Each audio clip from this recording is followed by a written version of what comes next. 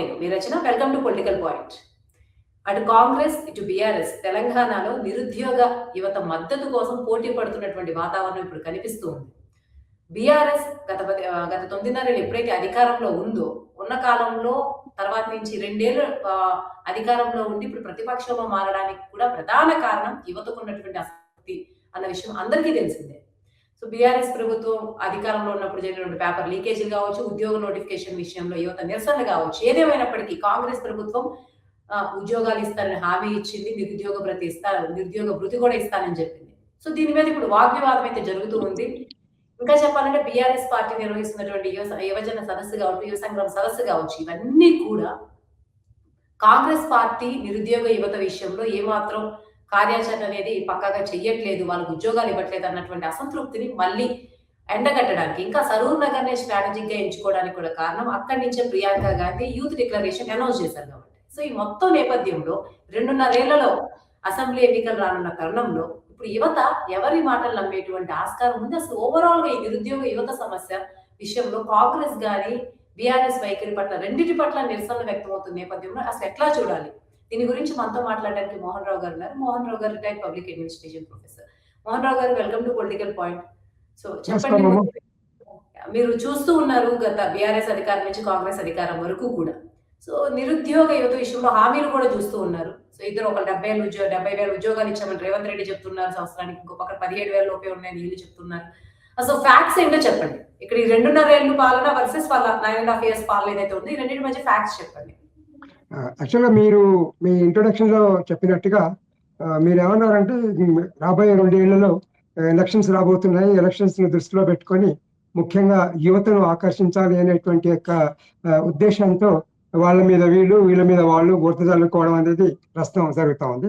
మీరు చెప్పినట్టుగా ఓటర్లు కనుక తీసుకున్నట్టయితే యువత కూడా ఎక్కువగా ఉన్నారు కాబట్టి యువతను ఆకర్షించడానికి అటు అధికారంలో ఉన్నటువంటి యొక్క కాంగ్రెస్ పార్టీ, ప్రతిపక్షంలో ఉన్నటువంటి యొక్క బీఆర్ఎస్ కూడా ప్రయత్నం చేయడం అనేది జరుగుతుంది.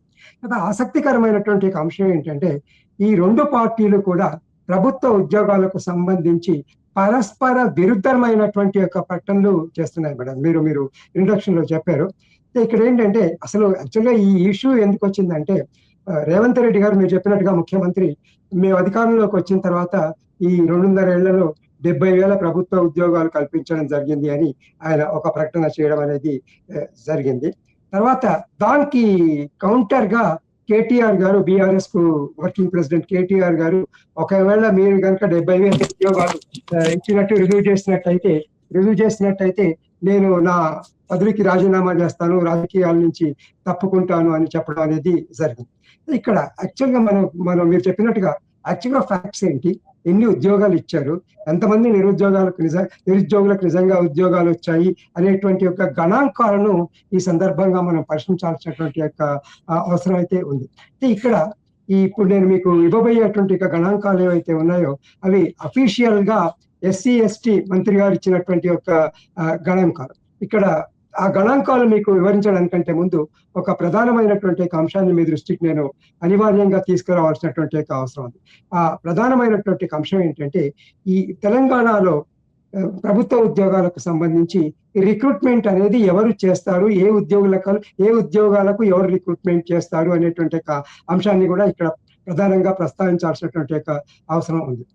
ప్రధానంగా మొదటిగా మనకందరికీ తెలుసు ప్రభుత్వ ఉద్యోగాలకు సంబంధించి ఈ క్లాసిఫికేషన్ ఆఫ్ సివిల్ సర్వీసెస్ అంటాం, స్టేట్ సర్వీసెస్ అంటే రాష్ట్ర సివిల్ సర్వీసులను గ్రూప్ 1, గ్రూప్ 2, గ్రూప్ 3, గ్రూప్ 4 సర్వీసుల కింద విభజించడం అనేది జరిగింది మేడం. అయితే ఈ గ్రూప్ 1 సర్వీసులన్నీ కూడా గజెటెడ్ పోస్టులు. ఇప్పుడు మనకి deputy collector, deputy superintendent, commercial tax officers వీళ్ళంతా కూడా గ్రూప్ 1 పోస్టుల కిందకి వస్తారు. ఈ Telangana state public service commission ఏదైతే ఉందో, తెలంగాణ పబ్లిక్ సర్వీస్ కమిషన్ అనేది గ్రూప్ 1 ఉద్యోగాలను, గ్రూప్ 2 ఉద్యోగాలను, గ్రూప్ 3 ఉద్యోగాలను, గ్రూప్ 4 ఉద్యోగాలకు నోటిఫికేషన్లు జారీ చేసి ఆ ఉద్యోగాలలో భర్తీ ప్రక్రియను పూర్తి చేయాల్సినటువంటి యొక్క బాధ్యత అనేది తెలంగాణ రాష్ట్ర పబ్లిక్ సర్వీస్ కమిషన్ పైన ఉంది. అయితే ఇక్కడ మనం ఇందాక చెప్పుకున్నట్టుగా ఇప్పటి వరకు అంటే రేవంత్ రెడ్డి గారు అధికారంలోకి వచ్చిన తర్వాత లేదా కాంగ్రెస్ ప్రభుత్వం అధికారంలోకి వచ్చిన తర్వాత ఎన్ని ప్రభుత్వ ఉద్యోగాలను, అంటే ఇక్కడ నేను ప్రభుత్వ ఉద్యోగాలు అంటే రాష్ట్ర ప్రభుత్వ ఉద్యోగాలను ఇప్పటి వరకు తెలంగాణ రాష్ట్ర పబ్లిక్ సర్వీస్ కమిషన్ నియమించింది అనేటువంటి అంశాల గురించి మనం ప్రస్తావించుకున్నాం. అఫీషియల్ గా మంత్రి గారు ఇచ్చినటువంటి యొక్క SC ST మంత్రి గారు ఇచ్చినటువంటి యొక్క సమాచారం ప్రకారం ఇప్పటి వరకు Telangana state public service commission ఏదైతే ఉందో అది 17,326 ఉద్యోగాలను నియమించడం అనేది జరిగింది. ఇందుకు సంబంధించి ఉత్తర్వులు జారీ చేశారు. అయితే ఇందులో గ్రూప్ 1 ఉద్యోగాలు 562 ఉన్నాయి. అదే రకంగా గ్రూప్ 2 ఉద్యోగాలు 783 ఉన్నాయి. గ్రూప్ 3కి సంబంధించినటువంటి ఒక ఉద్యోగాలు 1370 ఉన్నాయి. గ్రూప్ 4కి సంబంధించిన ఉద్యోగాలు 8,143 ఉన్నాయి. 8,143 ఉన్నాయి. ఈ రకంగా ఈ కాంగ్రెస్ ప్రభుత్వం అధికారంలోకి వచ్చిన తర్వాత ఇప్పటి వరకు అఫీషియల్ గా మంత్రి గారే చెప్పిన దాని ప్రకారం 17,326 ఉద్యోగాలని భర్తీ చేయడం అనేది Telangana state public service commission అనేది చేయడం అనేది జరిగింది. ఇంకొక విషయం ఏంటంటే ఈ సందర్భంగా మరొక 1,397 ఉద్యోగాలకు ప్రాసెసింగ్ కూడా జరుగుతుంది అని మంత్రి గారు చెప్పడం అనేది జరిగింది. ఇది తెలంగాణ పబ్లిక్ సర్వీస్ కమిషన్ కు సంబంధించినటువంటి యొక్క విషయం. తర్వాత ఇంకొక ముఖ్యమైనటువంటి విషయం ఏంటంటే ఎప్పుడు కూడా గ్రూప్ 1 ఉద్యోగాలు సారీ టు ఇంటరప్ట్, మీరు ఎలాగో ఉద్యోగాల లెక్క గురించి చెప్పారు కాబట్టి అసలు ప్రభుత్వ ఉద్యోగాల వరకు చెప్తే ఈ ప్రభుత్వాలేమో లక్షల్లో ప్రకటనలు ఇస్తూ ఉంటే అసలు ఎన్ని ఉద్యోగాలు ఇవ్వడం అనేది నిజంగా ప్రాక్టికల్ గా సాధ్యమవుతుంది? ఏ హామీని అయితే ఏ ప్రభుత్వం నిలబెట్టుకోలేదు కదా. లక్షల సంఖ్యలో ప్రభుత్వ ఉద్యోగాలు ఇవ్వడం ఇంపాసిబుల్. మీరు గతంలో కూడా చాలాసార్లు చెప్పారు. ప్రాక్టికల్ గా ఎంతో మీరు మంచి పాయింట్ రైజ్ చేశారు మేడం. అది జనరల్ గా మరి నాకు ఎందుకో అర్థం కాలేదు కానీ ఏ ప్రభుత్వం అయినా కూడా, అది ఏ పార్టీకి చెందిన ప్రభుత్వం అయినా కూడా, అది బీజేపీ ప్రభుత్వం అయినా, కాంగ్రెస్ ప్రభుత్వం అయినా, BRS ప్రభుత్వం అయినా కూడా, not only in India madam, భారతదేశంలోనే కాదు ప్రపంచంలో ఏ దేశంలో కూడా ప్రజలందరికీ కూడా ప్రభుత్వ ఉద్యోగాలు కల్పించడం అనేది అసంభవం. అది జరిగేటువంటి యొక్క పని కాదు. ఇందాక నేను మీకు మెన్షన్ చేశాను. ఈ గ్రూప్ 1 ఉద్యోగాలు కనుక తీసుకున్నట్టయితే 562 ఉద్యోగాలు ఉన్నాయి. 562 ఉద్యోగాలకు నోటిఫికేషన్ ఇచ్చి భర్తీ చేశారు. ఈ 562 ఉద్యోగాలకు కొన్ని లక్షల మంది అప్లై చేస్తారు. అదే రకంగా గ్రూప్ 2కి సంబంధించి 783, గ్రూప్ 3కి సంబంధించి 1370, గ్రూప్ 4కి సంబంధించి 8,143. ఈ సంఖ్యను కనుక మీరు చూసుకున్నట్టయితే అప్లికెంట్స్ లేకపోతే ఆస్పిరెంట్స్ ఎవరైతే ఉన్నారో వాళ్ళు లక్షల్లో ఉంటారు. మరి అట్లాంటప్పుడు హౌ ఇట్ ఈస్ పాసిబుల్?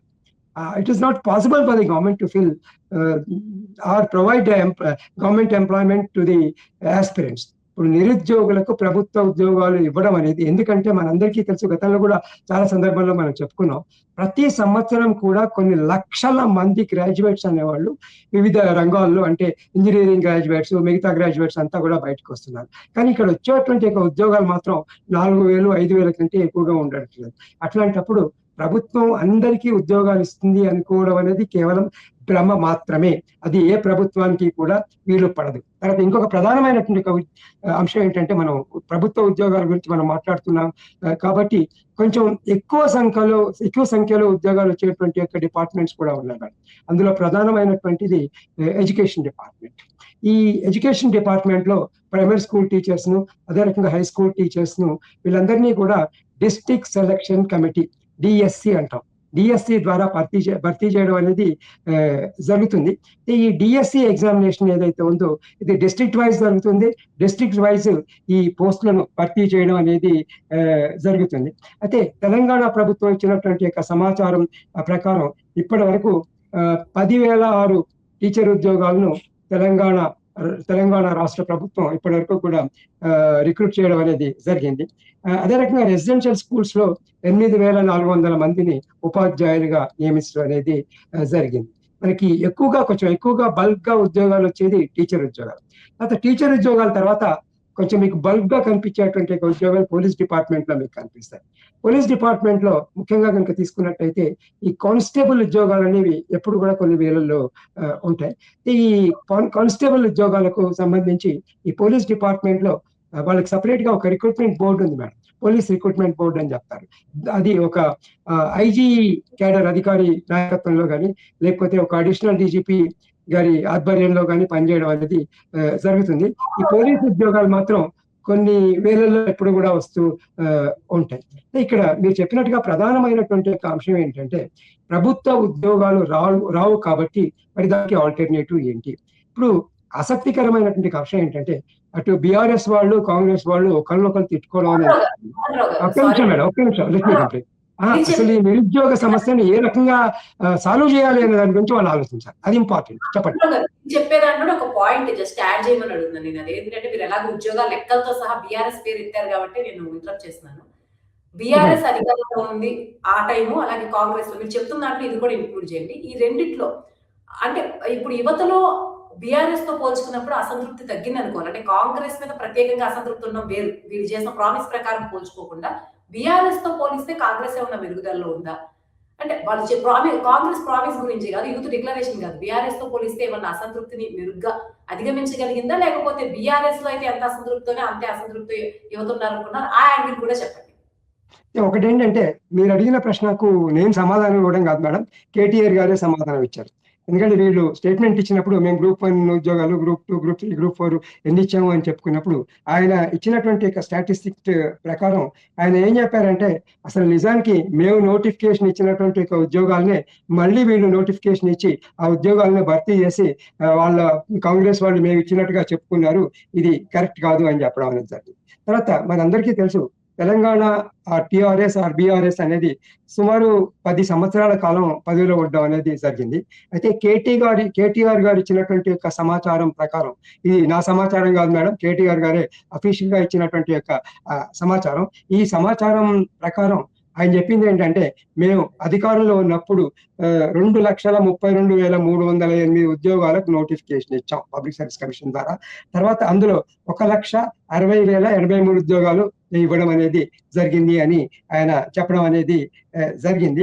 ఇక్కడ ప్రధానమైనటువంటి అంశం ఏంటంటే మీరు అడిగారు కాబట్టి కంపారిటివ్ గా ఇప్పుడు గతంలో బీఆర్ఎస్ ప్రభుత్వం ఉన్నప్పటికీ ఇప్పుడు కాంగ్రెస్ ప్రభుత్వం ఉన్నప్పటికీ మధ్య ప్రధానమైనటువంటి తేడా ఏంటంటే ఎప్పుడు కూడా బీఆర్ఎస్ ప్రభుత్వంలో పబ్లిక్ సర్వీస్ కమిషన్ కి సంబంధించి, తెలంగాణ పబ్లిక్ సర్వీస్ కమిషన్ కి సంబంధించి ఏవో గొడవలు జరుగుతూ ఉండేవి. ప్రతిసారి వాళ్ళు నోటిఫికేషన్ ఇవ్వడం, ఎగ్జామ్స్ జరగడం, తర్వాత కొన్ని సందర్భాల్లో పేపర్ లీకులు జరగడం, తర్వాత పేపర్ లీకులు జరగడం వల్ల పరీక్షలు రద్దు కావడం, తర్వాత కొన్ని సందర్భాల్లో కోర్టుకి వెళ్ళడం, ఈ రకంగా చాలా గందరగోళం అయితే డెఫినెట్ గా జరిగింది. అయితే కంపారిటివ్ గా మనం చూసుకున్నట్టయితే బీఆర్ఎస్ ప్రభుత్వ పాలనలో తర్వాత కాంగ్రెస్ పాలనలో కనుక చూసుకున్నట్టయితే ఈ కాంగ్రెస్ వాళ్ళు అధికారంలోకి వచ్చిన తర్వాత కొంత ఈ ఎగ్జామినేషన్ ప్యాటర్న్ అనేది స్మూత్ గా జరిగింది అని మాత్రం నేను ఖచ్చితంగా చెప్పగలను. తర్వాత ఇంకొక ప్రధానమైనటువంటి అంశం ఏంటంటే కేటీఆర్ గారు ఒక మంచి ఇష్యూ రైజ్ చేశారు అన్ఎంప్లాయ్మెంట్ ప్రాబ్లం కి సంబంధించి. అదేంటంటే మీరే ఇందాక చెప్పారు ఏమనంటే మరి అందరికీ ప్రభుత్వ ఉద్యోగాలు ఇవ్వడానికి వీలు పడుతున్నారు. ఏ ప్రభుత్వానికి కూడా అందరికీ ప్రభుత్వ ఉద్యోగాలు ఇవ్వడానికి వీలు పడదు.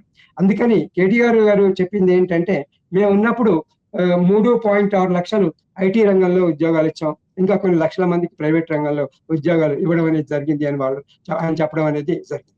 అసలు యాక్చువల్ గా ఇప్పుడున్నటువంటి కాంగ్రెస్ ప్రభుత్వం కూడా ఈ అన్ఎంప్లాయ్మెంట్ ప్రాబ్లమ్ సాల్వ్ చేయాలంటే వీళ్ళు కూడా ప్రైవేట్ సెక్టర్ ను బాగా ఎంకరేజ్ చేయాలి.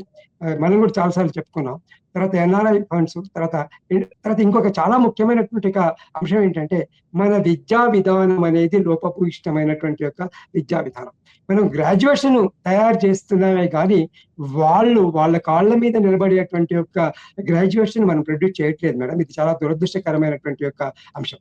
ఇంకొక ప్రధానమైనటువంటి అంశం ఏంటంటే ఈనాడు తెలంగాణ రాష్ట్రంలో కానీ దేశంలో కానీ ఉన్నటువంటి పరిస్థితి కనుక చూసినట్లయితే నిజంగా మన దేశంలో నిరుద్యోగ సమస్య పోవాలంటే దానికి డెఫినెట్ గా ఏదో ఒక తరుణోపాయం ఉంది. అందులో ప్రధానంగా నేను సజెస్ట్ చేసేది ఏంటంటే వృత్తిపరమైనటువంటి యొక్క విద్యకు మనం ప్రాముఖ్యం ఇవ్వాలి. మీరు హైదరాబాద్ లో కానీ తెలంగాణ రాష్ట్రంలో కానీ తీసుకున్నట్టయితే ఈ చాలా మంది ఎలక్ట్రీషియన్స్ కానీ ప్లంబర్స్ కానీ చాలా డిమాండ్ ఉంది మేడం.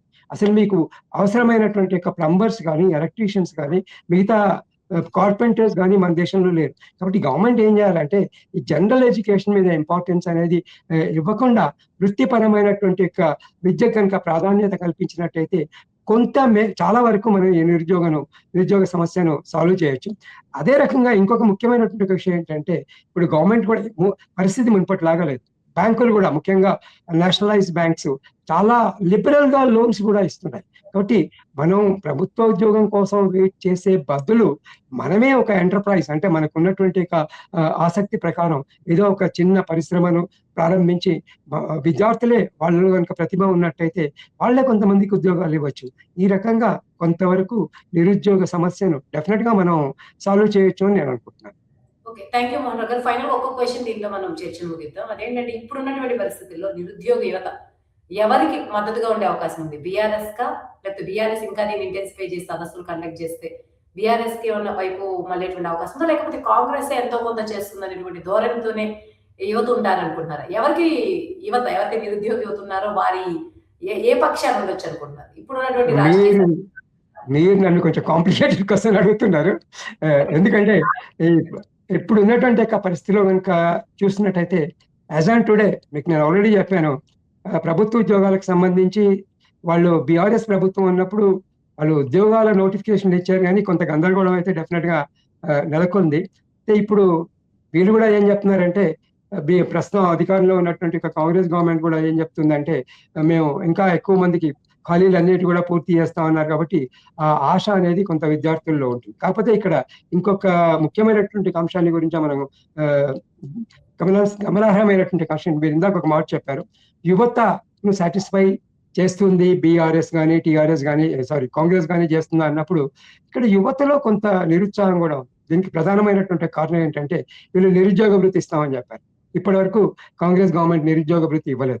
మరి కాంగ్రెస్ గవర్నమెంట్ కనుక నిరుద్యోగ వృత్తిని కనుక యువతకు ఇచ్చినట్టయితే ఒకవేళ విద్యార్థులు ముఖ్యంగా నిరుద్యోగులందరూ కూడా కాంగ్రెస్ వైపు మళ్ళీ అటువంటి అవకాశం ఉందని నేను.